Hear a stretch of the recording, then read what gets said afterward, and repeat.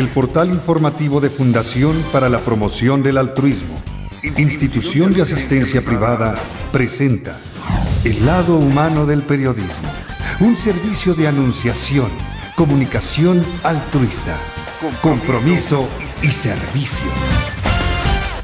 Hola, ¿qué tal? ¿Cómo están todos ustedes? Me da mucho gusto saludarles y pues feliz de iniciar esta mañana con Carlos Díaz Hernández, filósofo personalista, anarquista, catedrático, reconocido a nivel internacional, queridísimo nuestro, de verdad un maestro del amor, de la libertad, de la paz, de la justicia social. Así que, Carlos Díaz, estamos felices de que estés nuevamente en México, que te pases tus largas temporadas en este país, que tanto recibe de ti, te lo agradece. Buenos días. Buenos días, Tere. Pues muchas gracias, es recíproco ese sentimiento y aquí estamos. Bueno, primero vamos a platicar de Guatemala. Has sido también muy bien recibido en Guatemala. Todo el 2015 estuviste yendo allá a dar clases a una universidad. Cuéntanos. Pues Guatemala es para mí todavía un pequeño laboratorio. México ya no es un laboratorio. México ya ha entrado directamente en la macroeconomía con fuerza y me ha cambiado mucho este país. Para mal, ¿no? Bueno, yo diré que básicamente en lo que a mí se refiere, en primer lugar, ya no hay como antes un sujeto que me viene a escuchar. Por ejemplo, aquellas monjas, aquellos sacerdotes y aquellos laicos de Indosoc ya no están en Indosoc, pero no es que estén en otras partes, es que ya no están en general. Ese sector social ha desaparecido en los últimos 25 años. A marchas forzadas ya lo veíamos venir de México. ¿Presionado por el sistema? Bueno, pero no hay que echar toda la culpa a la gente. O sea, tú estás presionada por el sistema, pero no te vas de la religión. ¿De acuerdo? Sí. O sea, hay que ser menos victimista, según mi opinión, modesta. Por tanto, en primer lugar ha desaparecido ese cristianismo, que a la vez era cristiandad sociológica, pero ha desaparecido como quiera. Punto número uno. No del todo, pero veo que de aquí, no te voy a ser muy exagerado, de aquí a 10 años, el pueblo laico se terminará de volver más o menos laicista, es decir, se situará al margen de lo religioso. ¿Cuáles son los cambios que has visto? Este es el primero. ¿El laicismo? Sí, el desafuero, el vaciamiento en el interior de la Iglesia de colectivos confesantemente católicos, humildemente católicos y cristocéntricos, centrados en Cristo. En segundo lugar, está habiendo en México un proceso de integración en las estructuras del primer mundo. Es un gran país económicamente, pero esta integración se hace a base de desintegrar a la gente. O sea, acá las diferencias entre los ricos y los pobres y todo esto, entre los que tienen hospitales y los que no, entre los que tienen escuelas y los que apenas pueden tener un mal lugar para aprender, en fin, y salarialmente pues se mantiene esa angustiosa diferencia. Por lo tanto, es un país en el cual, a pesar de que la disimetría de ricos-pobres sigue siendo la misma o se acentúa todavía cada vez más, el país mismo no está para revoluciones, porque está integrado dentro de la órbita del capitalismo consistente multinacional. Hay un capitalismo fuerte, asentado, consolidado, y en ese movimiento se da la vida de las gentes para incorporarse al bienestar. Hay un gran malestar, pues no hay una lucha contra ese gran malestar y contra esa injusticia. Hay un proceso de incorporación, cuando se puede y en lo que se puede, a ese flujo dinerario y económico que es tan bestial. pero que es el propio de los países de los primer mundo. Este es el segundo carácter, así que si por una parte tú pones la pérdida de convicción, de utopía religiosa, y por otra parte el vencimiento de la victoria del capitalismo, ya tenemos dos cosas muy importantes. Y la tercera, esto es lo que yo percibo y en lo que a mí se refiere en mis ámbitos de trabajo, es que cada vez lo puedo decir tranquilamente, cada vez se considera menos a los profesores que han estudiado de verdad, o sea, a lo que podíamos llamar, fíjate, hasta humildemente, sabios, en el sentido más bueno de la palabra, ¿no? Pues te voy a poner un ejemplo. Ayer mismo, y es un ejemplo bien reciente, pues, me llaman de una universidad cuyo nombre no merece la pena citar, muy importante y de gente muy rica, para que dé una conferencia. Como yo no quiero hablar de eso, de lo que te pagan y lo que no te pagan y tal, y me siento mal con esa transacción, pues le dije a un alumno, oye, llévame tú esto y lo que tú digas. Me viene el alumno, exalumno, un doctor, amigo mío, y me dice que le han dado a elegir dos posibilidades. O un regalo, o una cantidad ridícula de dinero. Cuando digo ridícula es que es ridícula. En esos regalos, ¿qué es lo que te regalan? Como es la tercera vez que yo habría de haber ido a esta universidad, ya sé que las dos anteriores me dieron un regalo. El regalo consiste en una corbata con la insignia de la universidad, con el logo de la universidad, y un bolígrafo que a la tercera vez que lo has utilizado se te ha deshecho. Más un librito, o libro, o librote grande, que no sabes para qué te puede servir, editado por la propia universidad para autopublicitarse. Es decir, que no se invierte en sabiduría, no se invierte en conocimiento, no se invierte en talentos. No se invierte en nada, al contrario, ¿no? Se desinvierte. Y por otra parte, en este momento a mí no me duelen prendas, porque tú ya me conoces. Estoy sin ningún lugar de trabajo. O sea, he ido a menos. Bueno, pues bien, pues es el resultado de lo que tendría que ser, o no he sabido ir a más, en el buen sentido. Pero hay que anotar, vas a menos porque eres un sabio y en este mundo no se está aquilatando la sabiduría. Sí, con toda humildad podría ser.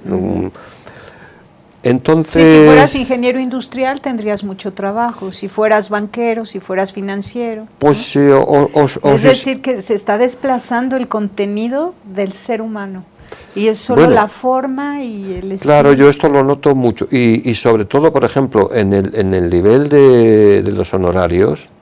A ver, una persona como yo que viene de otro país lejano, que tiene que alquilar aquí una habitación o lo que sea, o una residencia, etcétera, etcétera, y que comes fuera de casa, etcétera, etcétera. Aquí lo que hoy se me está ofreciendo es pagarme un poquitín más que a los demás profesores, pero muy poquito más, los cuales cobran muy poco en estas universidades importantes, pero muy poco. Yo no sé si tú tienes experiencia de esto. En resumen, en general, pues noto como este sistema, y en concreto en el México emergente y poderoso, pese a todo, va centrifugando, va dejando fuera a la gente como yo, a la gente que busca otra cosa. Sin alaracas, ya este año no me ha llamado ninguna universidad, estoy aquí, bueno, de casualidad.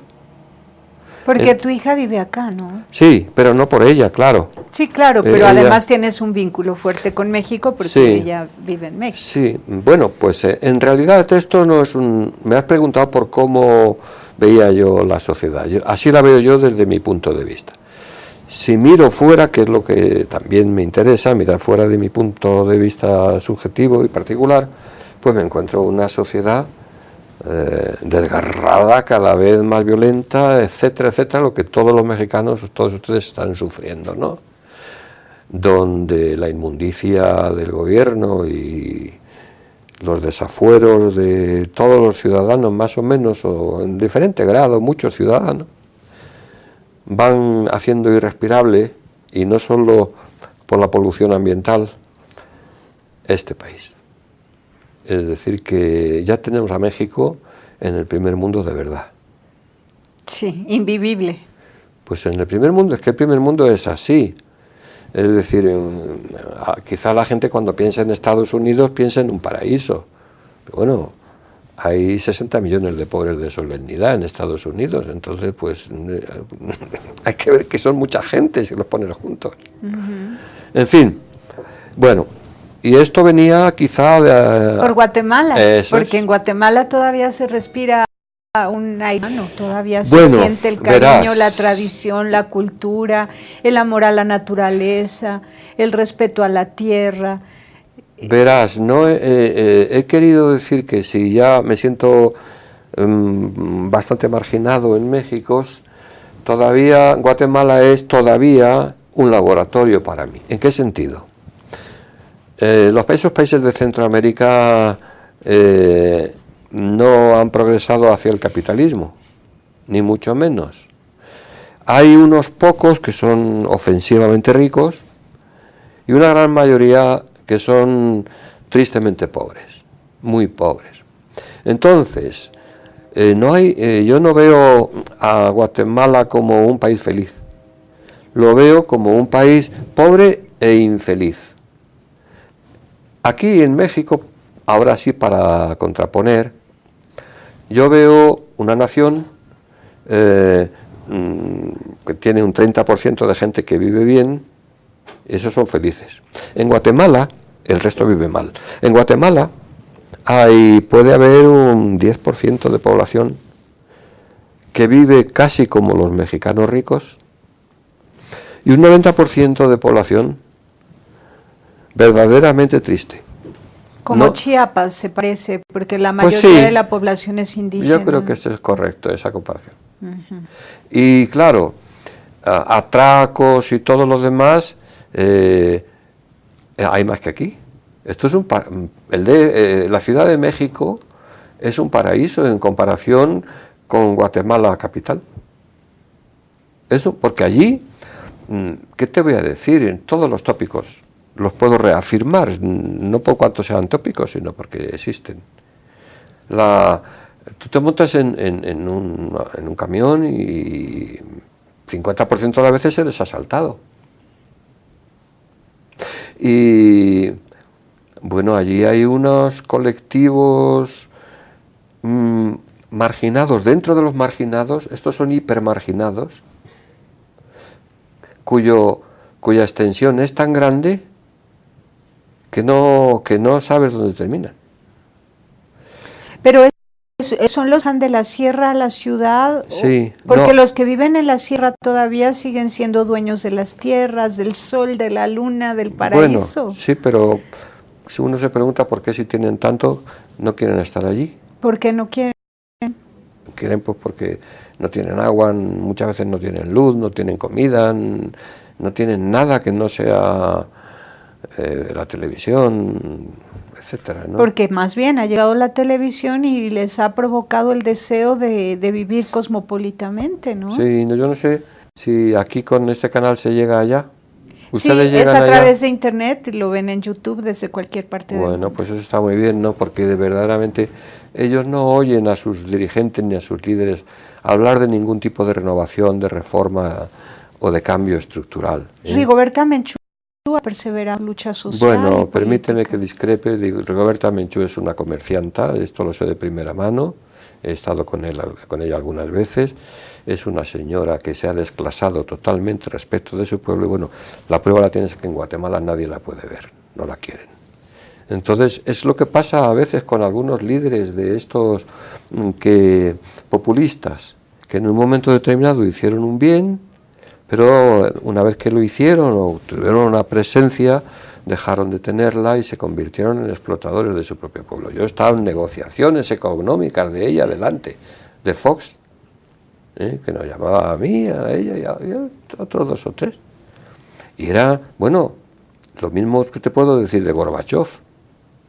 Son gente que tienen unas fundaciones que no bajan del dinero personal de 100.000 dólares al mes para ellos, para cada uno de ellos. Por ejemplo, estos, en aquel congreso que estoy narrando de hace algún tiempo ya, pidieron venir con séquito, 6 o 7, en primera clase, como los actores y las actrices de Hollywood, pidiendo toallas especiales y todo lo demás, y luego negociando. Fox les ofrecía una cantidad muy alta, entonces el secretario decía, no, es que la señora tiene otras cosas que hacer. Subía la cantidad de la oferta y entonces la señora finalmente aceptaba. Igual que Felipe González, igual que todo esto. Mira, ¿qué saco yo con censurar o denigrar a la gente? No está mi corazón para eso. Si fuera mentira, ¿yo qué interés tengo en...? Bueno, yo conozco a Rigoberta y si cobra por conferencias o por presencia en algunos países, todo lo comparte con su pueblo. Es falso. Ella cobra para compartirlo con su pueblo. Sé lo que cobra y sé que es falso lo que dice que comparte. Además te puedo traer muchos ejemplos, a los que ha echado de la fundación. Bueno, entonces, es tu experiencia y es la mía. Dejémoslo en que quién sabe qué, ¿verdad?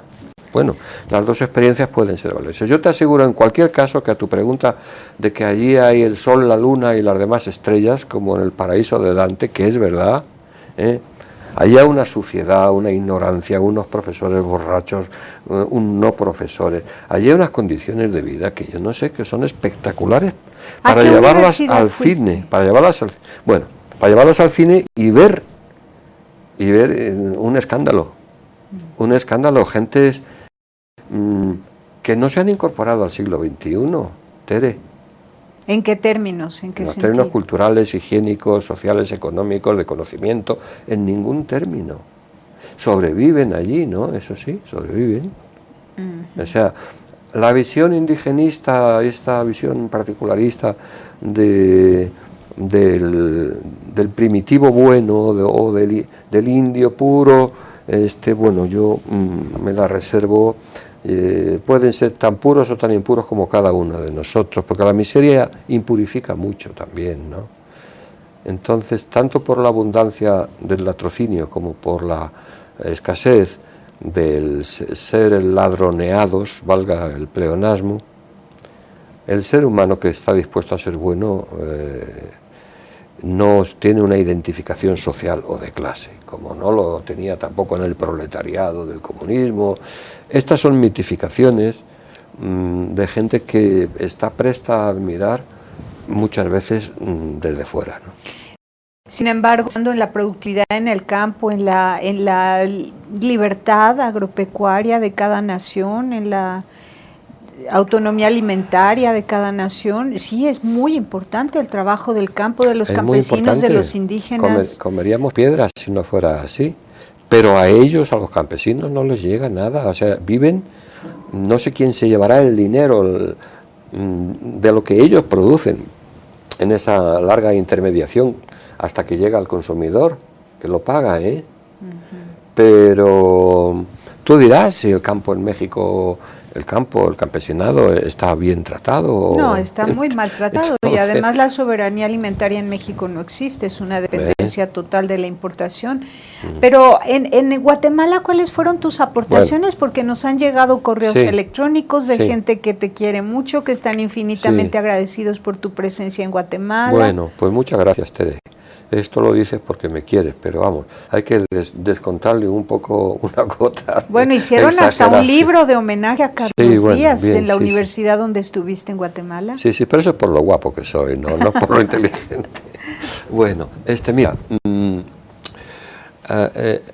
en este laboratorio, que todavía no se ha incorporado al primer mundo, como he venido diciendo, perdona que me repita,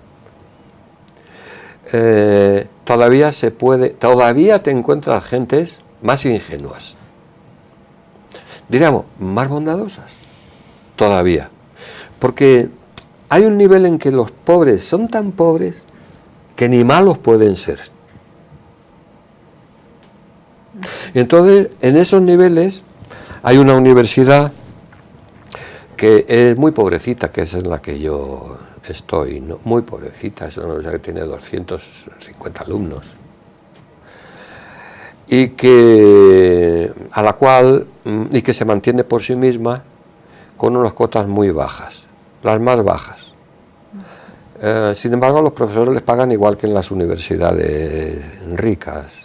Bueno, la opción es una opción preferencial por los pobres, porque la doctora María Figueroa, que es una psicóloga muy conocida y muy famosa allí, es católica y ella es americana de origen, pero se fue allí por opción a Guatemala, ¿no? Y es una mujer culta y ella no tiene dinero. Si tú comparas con los propietarios de otras universidades que son riquísimos, pertenecen a la élite pero muy elitaria, pues esta mujer vive en una casa buena y realmente no tiene nada, la está pagando a plazos.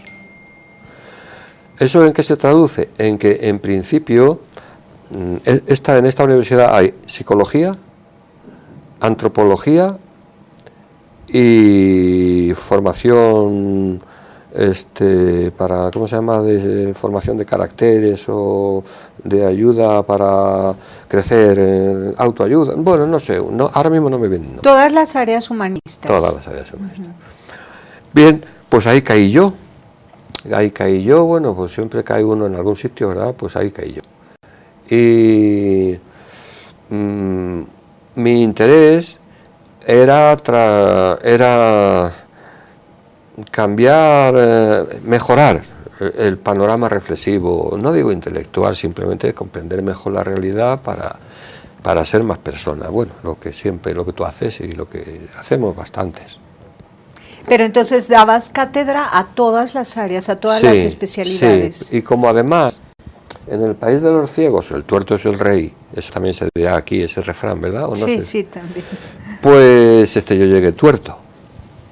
Y quiere decir que enseguida me di cuenta de que no había programas de doctorado fiables, que había muchas carencias, ¿no? Entonces, ¿les ayudaste a revisar su oferta académica también? Claro, incluso me llamaron director general académico. Pero bueno, ya te estoy diciendo lo que es. Es muy pequeño aquello, ¿no? Bueno, pero debe ser muy valioso porque siempre donde hay personas que están buscando el desarrollo humano hay gente buena. Hombre, para mí es fundamental. Y que además es un semillero de líderes que podrán ayudar a otros a descubrirse a sí mismos y a fortalecer sus comunidades. Pues fíjate, mi interés está en que una vez titulados no se incorporen a la vulgaridad de los licenciados que presumen de serlo, de yo ya soy doctor y se olviden del pueblo, ¿no? Por lo menos esa siempre ha sido la batallita. Qué bueno. Ahora, Y durante tu cátedra, perdón, ¿les diste personalismo comunitario? Bueno, yo ya sabes tú que soy versátil en tus temas. Yo soy una jeringuilla de hospital, pincho en todos los traseros que me ponen delante, ¿no? O sea, pues de lo que sea, ¿no? Porque es que esas áreas son como tú sabes, en las que yo trabajo, y entonces pues un poco a salto de mata pues voy acá y allá. ¿Y les diste anarquismo también? Pues no me acuerdo. Bueno, pero fue todo el 2015. Sí. Entonces no es fácil continuar. Bueno, y lo que yo hice, si de algo me puedo yo, de algo, sí, condicional, de algo, puedo estar orgulloso de que trasladé toda mi biblioteca para allá. Ay, qué bueno. ¿Y entonces, cuántos meses al año vas a estar en Guatemala entonces? Pues es que eso depende mucho de mis compromisos con otros países y también de la situación allí, etcétera. Pero mientras asumes esta dirección académica, por correo electrónico te vas comunicando. No, y también voy de vez en cuando. En cualquier caso, pues claro, tú imagínate lo que significa que en una de las más pequeñitas universidades de Centroamérica, modestas, aunque también van señoras, en el sentido de que, bueno, siempre hay señoras buenas que ayudan. Entonces, Pues es un honor para todos son ellos. como que tú los ricos estés que ahí. ayudaban a Jesús, ¿no? Los que, bueno, por lo menos no le perseguían. Muy bien. Bueno, pues vamos a un corte. Estamos platicando con Carlos Díaz Hernández, filósofo personalista, anarquista también, una gran aportación pues para el mundo de hoy. No podemos perder de vista a los sabios que nos acompañan en esta época y que son los que tienen respuestas a muchas preguntas que el mundo occidental y el capitalismo no nos dan o sea, para las que no tienen respuesta. Vamos, y de regreso yo quisiera que hablemos del proceso de discernimiento, del cual habla la encíclica La Alegría del Amor de Papa Francisco. Vamos y volvemos.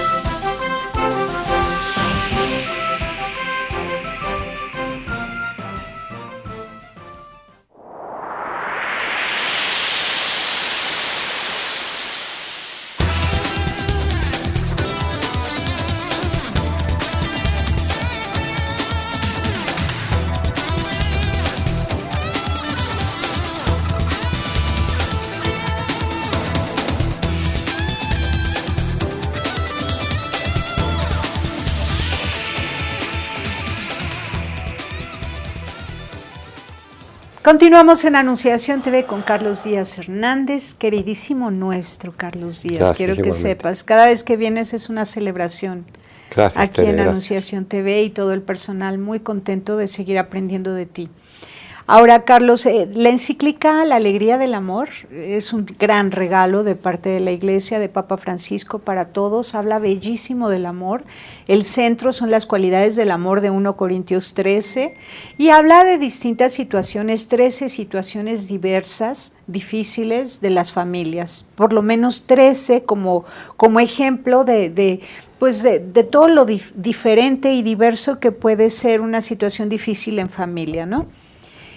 Y da como remedio o como un punto central para la actuación de los pastores respecto de las familias, para ayudarles a ordenar el amor, la vida, el estilo de vida, los principios, valores, la convivencia, etcétera, el tema del discernimiento. Habla de no sustituir las conciencias de los fieles, sino educar la conciencia y jamás sustituirla. pero habla del proceso de discernimiento y este es como el punto clave, porque por ejemplo para el juicio de nulidad matrimonial entra mucho el tema del discernimiento y lo tiene como muy puntualizado. ¿Nos quieres explicar, por favor, cómo es eso del proceso de discernimiento? Bueno, yo estoy muy contento con este Papa. Eso de antemano, ¿no? Para mí es un creyente. Es un cristiano. Sí, es un 100%, me encanta. Dicho esto, hay que ver cómo repercute en cada país, ¿verdad? La diferencia de cada país. Por ejemplo, estas cosas que se dicen en la encíclica, según me dices, pues por lo que uno lee en los periódicos de España, están generando un rechazo. Te dices, ¿pero cómo? ¿Verdad? Es tu sorpresa, seguro, lo veo en tu cara, ¿pero cómo? Bueno, pues porque lo que aquí es un avance, o puede llegar a serlo, dentro de la Iglesia, una Iglesia más humana y más divina. Sin embargo, en Europa es como una renovación de las ofensas clásicas. Qué vergüenza que todavía dicen en Europa, y desde luego en España, que es el país más corrosivo respecto de lo religioso que yo pueda conocer, qué vergüenza que todavía nos salgan con estas. Porque, y ahora traslado lo que se dice en Europa. En primer lugar, ¿cómo que el discernimiento ahora? Pero vamos a ver, ¿no tuvo Judas ya su proceso de discernimiento? Y no lo tuvo Francisco de Asís, y no lo tiene que tener todo cristiano, en cualquier situación. El hecho de que ahora se hable de que esto es muy importante para conceder al matrimonio roto una nueva forma de incorporación a la Iglesia, allí parece totalmente absurdo e insignificante. En Europa. Sí, estoy hablando de Europa. Bueno, pero en países más ortodoxos donde se rigen por la norma, por la letra de la ley, etcétera, bueno, es muy lindo que se reconozca el dinamismo de la vida humana y que por eso cabe el discernimiento. Lo que te hacía era una observación previa, que cómo hay que ver la situación de cada país y para entender lo que puede significar globalmente una encíclica.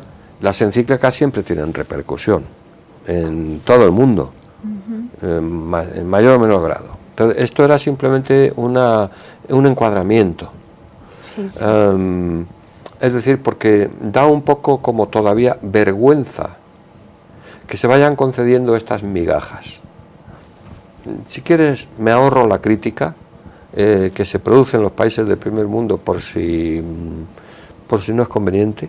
Si era conceder migajas o si es para ellos conceder migajas, ¿qué esperaban de la encíclica de la familia? Bueno, ¿Qué otras? En primer lugar, esperaban que en la familia se pudiera entrar y salir cuando ya el matrimonio se ha agotado. O sea, cambiar de matrimonio. Porque si no, estamos siempre dentro de la coerción.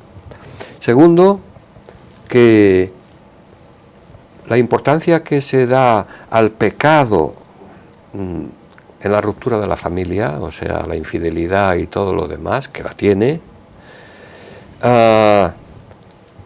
se pusiera también en comparación con lo que es el pecado social, el latrocinio, el robo, los papeles de Panamá, el capitalismo, que parece que hay como según Europa, yo tengo que decirte que, en fin, no me parece mal lo que dice Europa, ¿Y no es contradictorio pedir que se considere la infidelidad como un pecado social semejante a los papeles de Panamá o cualquier otro grave? Contradictorio no. No, con respecto a esta otra petición o deseo que tenían de que del matrimonio se puede entrar y salir cuando uno quiere. No. ¿Eso no es antievangélico, entrar y salir del matrimonio cuando uno quiere? Es que ¿quién ha dicho cuando uno quiere? Porque yo no lo he dicho. Bueno, yo entendí eso. Cuando se ha acabado, he dicho, el matrimonio, cuando no hay ya esperanza, cuando ya no hay convivencia posible, Eso, a eso no le puedo llamar yo que cuando uno Pero quiere. por eso la encíclica habla de la nulidad, del juicio de nulidad como un servicio. Entonces que se acabó ya lo de nulidad y de no nulidad, sino que la conciencia del fiel, de la persona creyente, es la que debe discernir, o discierne o no discierne. Pero aquí parece que discierne a medias todavía, porque por encima del discernimiento de la familia estaría el discernimiento oficial que la Iglesia da o no da. Es decir, demasiada protección, demasiada cautela, demasiado peso de los todavía de los sacerdotes. Es que el peso de los sacerdotes, que Dios me perdone, pero ha sido una de las armas más crueles contra la libertad de conciencia del laico, de la persona normal. Y en este país pues yo creo que algo se sabe de eso también, ¿no?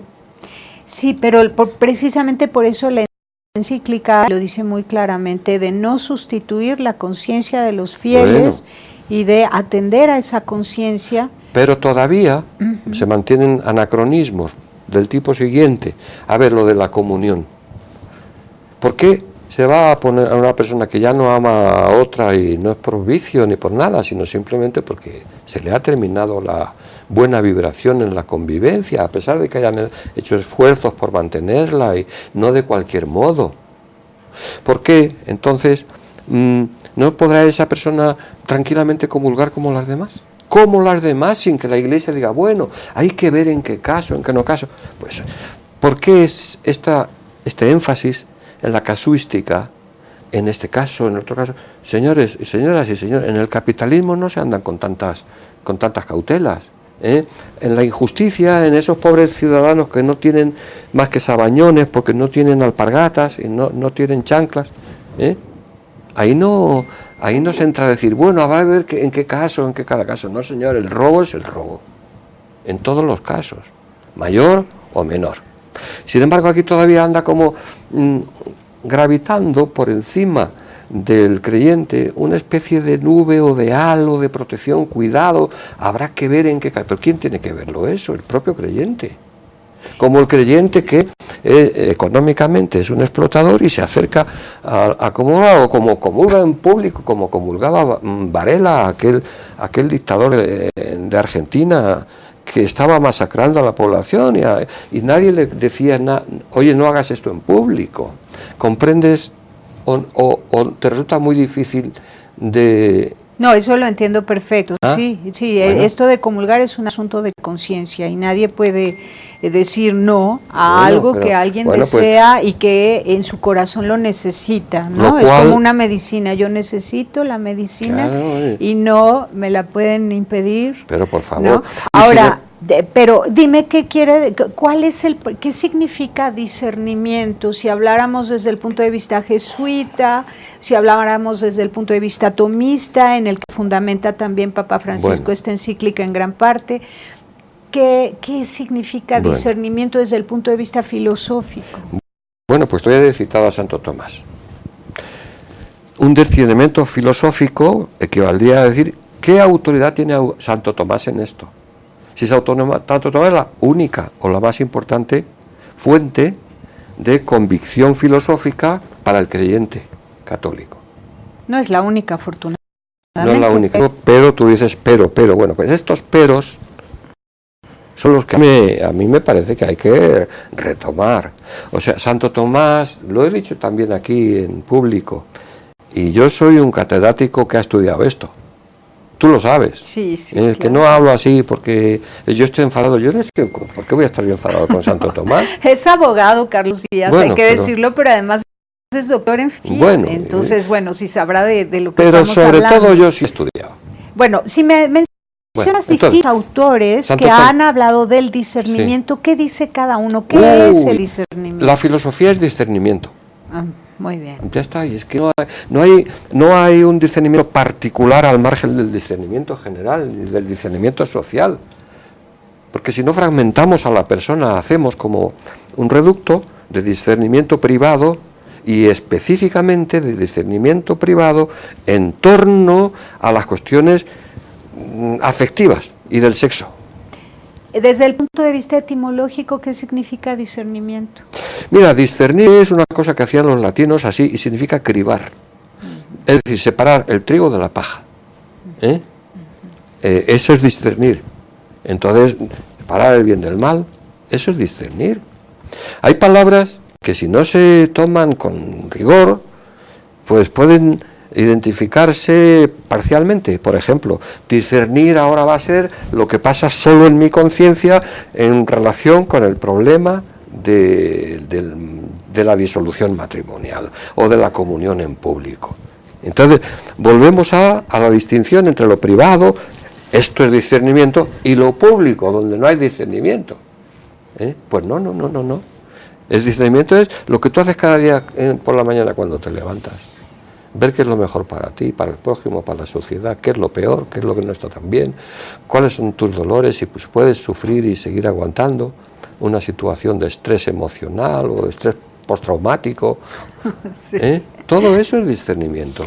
Entonces sería respecto del tema del juicio de nulidad, de la solución de problemas familiares, discernir es distinguir la verdad de la mentira, la justicia de la injusticia, ¿qué más podríamos decir? Pues lo verdadero de lo falso, lo justo de lo incorrecto, lo bueno de lo malo.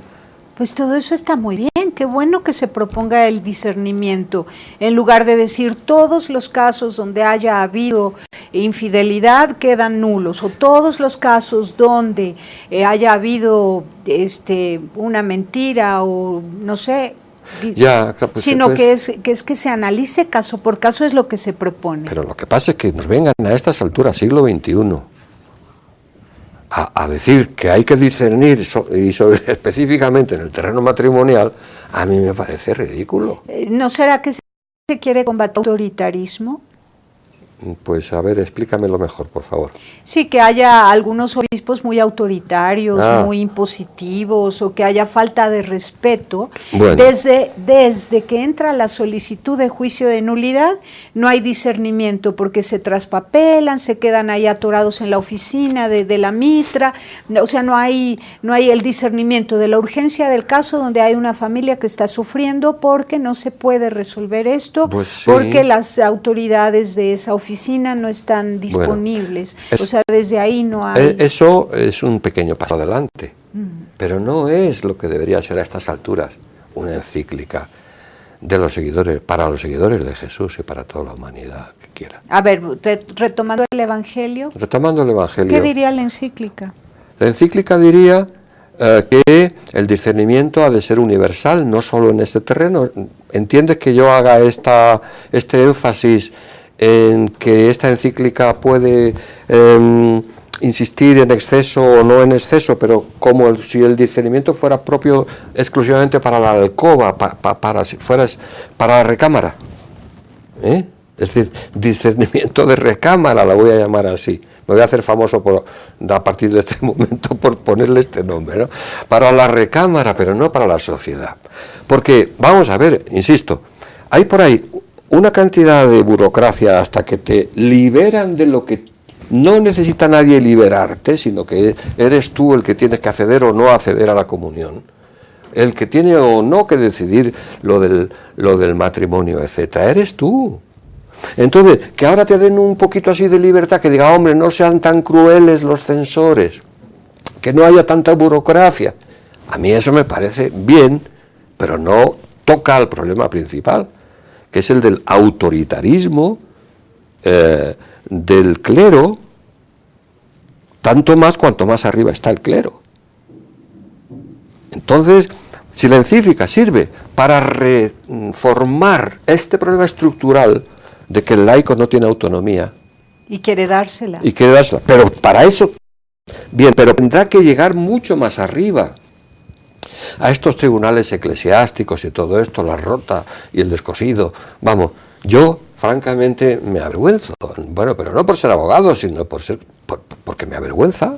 Es decir, es como si alguien, como si fuera un juicio, un tribunal civil, para ver si yo puedo respirar en mi casa, puedo hacer ruido en mi casa.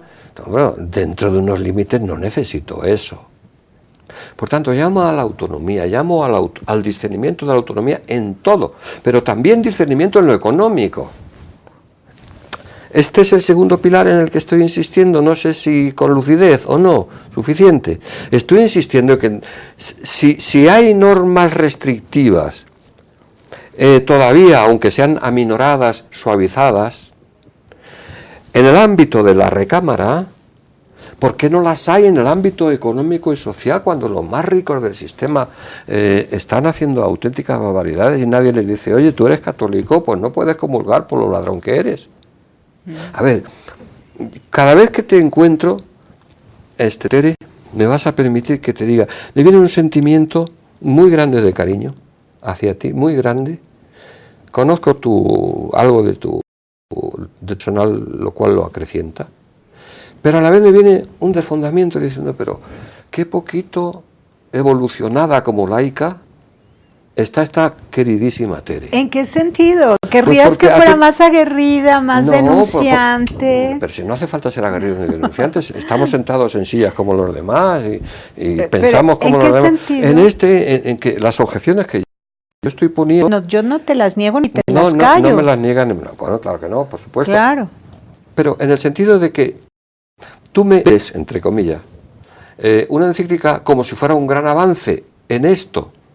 Y eso es lo que me parece de una laicidad buena, pero todavía muy conservadora. Te voy a decir, porque yo estoy hablando mientras pienso en un grupito de católicos que tienen apresados a los obispos mexicanos. Y yo también. Un grupito de católicos de ultraderecha que tienen todo el dinero de México y que tienen además la conciencia de los obispos comprada y que presentan un catolicismo muy restrictivo, un catolicismo muy despreciativo de la libertad humana, muy miedoso, un catolicismo ultramiedoso, un catolicismo que no conoce a Dios, que no conoce a Jesucristo, que no entiende la palabra misericordia, que la justicia la toma como sinónimo de castigo, no entiende lo que es la justicia. O sea, entonces, pensando en ellos, bendita la encíclica. Yo, pensando en ese grupito, que es el que tiene dominado el estilo de vida y el ritmo de vida de la Iglesia en México, pienso en ellos y digo, qué bonito, tenemos una encíclica que les enseña y les habla de algo que ellos no conocen ni entienden la palabra misericordia, ni la palabra justicia, ni la palabra libertad, ni la palabra discernimiento, la conciencia, no conocen el respeto de la conciencia, no saben lo que significa fuero interno. Y el Papa menciona un montón de palabras que para ellos resultan novedosas y que les exigen un estudio formal, filosófico, antropológico. La antropología filosófica no la conocen. Yo te puedo asegurar que me alegra mucho oírte. Punto número 1. Para que veas que no soy tan pasiva ni tan quietecita, pero aquí me toca entrevistar, no me toca opinar. Vale, pues muy bien. Bueno, pues no tengo ningún inconveniente en bendecirte de lo que te maldice. Perfecto. Además me encanta. Sí. Pero por otro lado te da esto que acabas de decir, que lo sabe todo el mundo, Tere. Lo sabe todo el mundo. Esta plenipotenciariedad, esta omniderechohabiencia, este peso de la episcopalidad analfabeta, yo no lo siento mucho. Alguien dirá, no, se sitúa fuera de la Iglesia por estas palabras crueles que acaba de decir. Yo no me sitúo fuera de la Iglesia. Pero es al revés, yo quiero la Iglesia mejor. Entonces, eso solo se producirá si los laicos enseñamos a los obispos a ser creyentes. Fíjate, cualquiera que me oiga a mí decir esto, este está loco, viene de Europa, qué tonto es, no sé por qué lo llevan ahí. Bueno, pues puede pensarlo y por mí, adelante que lo piense. Sin embargo, a mí los pequeños pasos que está dando Francisco me hablan de otra cosa, de que no da más pasos más grandes porque no le deja la curia. La curia echó del episcopado al papa anterior, él se marchó, porque no podía con la curia, o todavía no nos acordamos. Y así sucesivamente. Estábamos acostumbrados a un pontificio extremadamente fuerte y vigoroso y conservador y autoritario, de un cierto papa que vino antes, muy querido por muchos. Luego viene este otro, que se va, y finalmente llega este, que está dando pasos firmes, pero pequeños. Ya es hora de que estas reformas sean más grandes dentro de la Iglesia, mucho más grandes, porque además, si es que nos estamos quedando solos. Por ejemplo, que el celibato no sea condicionamiento para el presbiterio. Bueno, por ejemplo, pues esa es una lucha que tú tienes y que tengo yo y que tiene cualquier creyente, la ordenación del ordenamiento de las mujeres, pero ¿por qué no? Etcétera. No hay cuestiones teológicas. Mira, yo he dirigido, perdona, a veces recurro a estos yoes que parecen de inmodestia, pues si lo parecen ya no me preocupa. Pero es que yo no soy, yo soy el director de la revista católica internacional Comunio, que ha sido la más importante desde dentro de la Iglesia. Bueno, y te aseguro que teológicamente no hay ningún motivo ni fundamento serio para que el sacerdote no pueda tener una opción celibataria libre. Si quiere, que se case, si no, que no se case. ¿Qué de malo tiene el matrimonio? Fíjate. Resulta que cuando se tiene que casar el cura, el que es cura y pide casarse, es horrible. O sea que para convertirse en familia es horrible y sin embargo están alentando la familia. A ver, por una parte que buena la familia y bla bla bla bla, y por otra parte cuando un miembro de la Iglesia, un creyente, un sacerdote quiere formar familia, es horrible. A ver, explíquenme esta duplicidad, sí, es una en la forma de medir, en la baraja. Pero Tere, lo que pasa es que uno, pues por la gracia de Dios, que aquí estás tú, y no vemos tus sufrimientos, pero por la gracia de Dios también está mucha gente que está sufriendo mucho y no se ve. Y ese sufrimiento se desconsidera y no hay razón, no hay sustancia, no hay derecho. ¿Cuánto tiempo crees que pase para que se libere ese condicionamiento, para que se suprima y que no exista condicionamiento? Bueno, como casi siempre uno tiene que hacer una previsión. Mi previsión es de que se va a morir este papa y vamos a regresar a las cavernas. No. Sí. ¡Qué fracaso! Bueno, no, el fracaso no es más que de los hombres, no es de Dios. Sí, también es un fracaso de los hombres. También Cristo eligió a un traidor como sucesor de él. Bueno, ¿y no crees que aceleremos pasos en este diálogo interreligioso y en la unidad de los cristianos antes de que Papa Francisco fallezca? Porque si no, va a ser el caos regresar a las cavernas y al autoritarismo y a ser retrógradas. A la secta. Podemos ser una secta de muchos millones, pero secta en su estructura intelectual. ¿Cómo ves la tendencia de la unidad de los cristianos y de pues el diálogo interreligioso y cada vez mayor respeto al judaísmo? Bueno, por supuesto, todo lo que sea diálogo es bueno. Interreligioso, no religioso, interreligioso con los religiosos. Es que nuestra estructura es dialógica, no es dogmática. Entonces, ¿cómo lo voy a ver? Apoyándolo.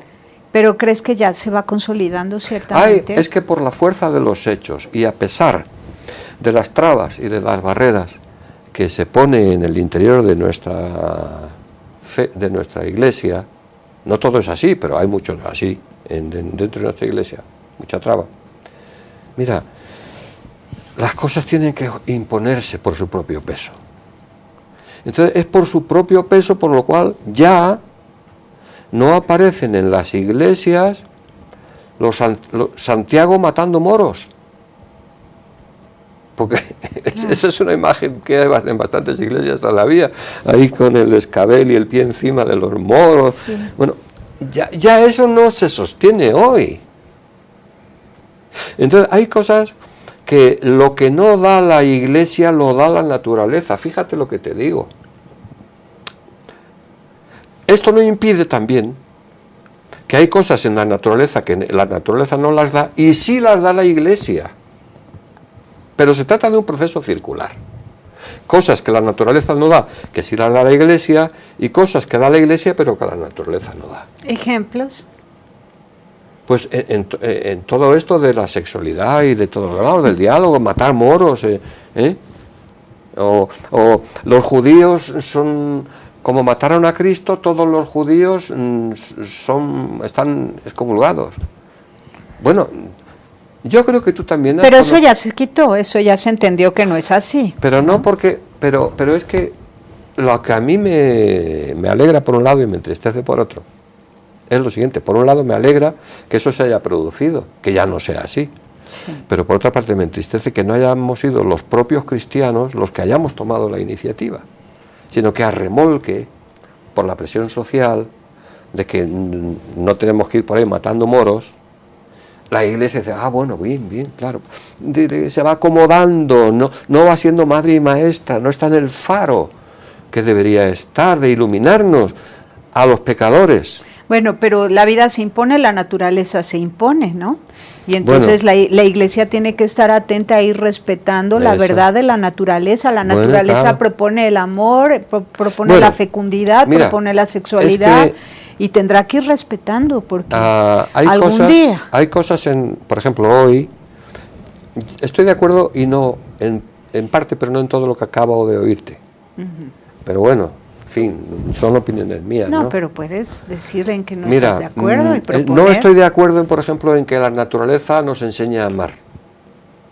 Es Cristo quien nos enseña a amar de otro modo. Bueno, me gusta mucho que lo digas. Por lo tanto, este es un ejemplo de que hay cosas en la naturaleza que no son sebastantes, autosuficientes, sino que necesitan de la gracia. ¿De acuerdo? Bueno, pero hay otras en lo que, la gracia no puede contradecir la naturaleza. Y ahí sí que estamos, desgraciadamente, haciendo o hablar a la gracia para violentar a la naturaleza, muchas veces. Sobre todo en las cuestiones sexuales, etc. Visto desde ahí, desde ese sillón, con que tú me ves y siempre me miras con tanto cariño que no me lo merezco, de verdad, no me lo merezco. Pero visto desde ahí, ¿qué tendrías tú que mejorar en mí? O sea, de mis opiniones, ¿qué te parecería que serían más fundamentadas si yo cambiase o mejorase o negase algo de lo que estoy diciendo? No, a mí me gusta el diálogo abierto, no le tengo miedo a la discusión, a la apertura, me gusta cómo lo haces, porque además obligas a pensar. Si en algo no estuviera de acuerdo contigo, tendría que agudizar mi inteligencia para poder refutarte, encontrar más palabras, ¿no? Entonces, está bien. ¿O tú qué dices, Julia? Ya está Julia, tu esposa, presenciando esta entrevista. ¿Qué le cambiarías a Carlos Díaz? Nada. Es una exposición retadora, a mí me encanta. Hablas de todos los temas sin ningún miedo y expones lo que tú piensas, ¿no? ¿Y qué menos se puede hacer? Claro, si no hablamos así no vamos a poder llegar nunca a un avance y una evolución humana. También tengo que decir que a mí me gustaría estar a la altura de mis palabras y no ser malo, y no ser, pues lo que soy, un pobre hombre, ¿no? Pero pues valga, se ha dicho también. Es decir, que yo no esté a la altura de mis palabras, no quiere decir que mis palabras no puedan... por no estar yo a la altura, no sean verdaderas. Claro, la verdad nos trasciende. El que sea perfecto, pues adelante, si yo no tengo ningún inconveniente. Muy bien. Carlos Díaz, ¿con qué terminas el programa? Pues nada, alegría de estar aquí. ¿Esto se va a emitir cuándo? En este momento en vivo y de inmediato se queda en YouTube. Bueno, pues muchas gracias. A mí la gente no me conoce mucho, pero me conocen mucho por tus invitaciones a este programa. Ah, qué bueno, me da mucho gusto. Hay mucha gente que sigue los videos que se hacen aquí, y por tu benevolencia. Ah, qué Así bueno. que no sea la última vez. No, el próximo tema, ¿cuál va a ser? De una vez hacemos compromiso. Tú ya sabes que a mí me gusta llegar y pensar sobre, no tener preparado ningún tema, pero así lo hacemos. El que tú quieras. Entonces, estoy muy al pendiente porque Carlos Díaz ya es parte de nosotros y a nosotros nos encanta compartirlo con ustedes. Gracias, Carlos. Un placer. Gracias. Gracias. Pásenla haciendo el bien. Hasta la próxima. Sí hay soluciones. Aquí, en el portal informativo de Fundación para la Promoción del Altruismo, Institución de Asistencia Privada. El lado humano del periodismo. Un servicio de anunciación, comunicación altruista. Participa en Facebook, Todo México Somos Hermanos, y síguenos en Twitter, @somos_hermanos.